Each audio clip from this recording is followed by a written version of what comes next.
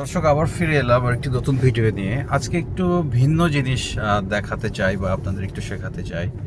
আসলে আমরা যখন রাস্তায় গাড়ি চালাই, অনেকে কনফিউজ থাকে যে গাড়িটা আসলে মানে ইয়োলো, বিশেষ করে নিউ ইয়র্কে যখন আমরা গাড়ি চালাতে শিখতে চাই, তখন আমরা অনেকে কনফিউজ থাকি যে রাইট, যে গাড়ি আসলে কতটুকু কোন রাস্তার কোন অংশ দিয়ে চালাবেন।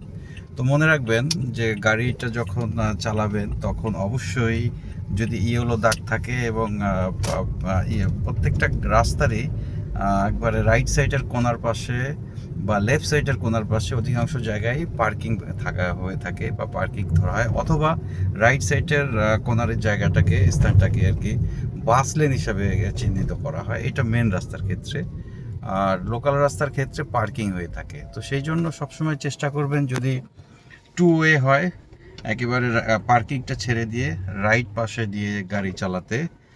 আর ওয়ান ওয়ে হলে সবসময় মাঝখান দিয়ে। আর যদি মাঝখানে ইয়েলো দাগ থাকে সেই ক্ষেত্রে অবশ্যই আপনাকে ইয়েলো দাগ এবং পার্কিংয়ের প্লেস এই দুইটার ঠিক মাঝামাঝি, অর্থাৎ কোনো গাড়ি পার্কিং যে গাড়িগুলো থাকবে সেই গাড়িগুলো এবং ইয়েলো দাগটা, এই দুটোর মাঝামাঝি গেলে আপনার গাড়িটা নিরাপদ। এবং এই জন্য ডিএমবি রোড টেস্টে আপনাকে কোনো ধরনের নাম্বার কাটবে না। এটা অনেকেই কনফিউজ থাকেন, আসলে স্কুলগুলোতে এইভাবে ডিটেলস বলা হয় না। তো এটা আপনারা মনে রাখবেন। তো আমরা আমাদের একটা নতুন স্টুডেন্ট, সে তার আগামীকালকে পরীক্ষা। তো সে হচ্ছে এখন ক্লাস নিচ্ছেন।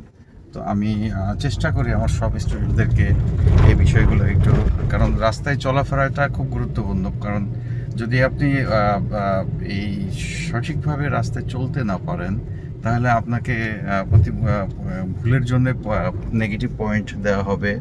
পাশাপাশি হচ্ছে যে আপনাকে আসলে এমন হতে পারে যে এই এই ভুলেরগুলোর কারণে আপনি ফেল হয়ে গেছেন, সেক্ষেত্রে আপনাকে আর পার্কিং, পুল ওভার পার্কিংটা আর নাও করাতে হতে পারে।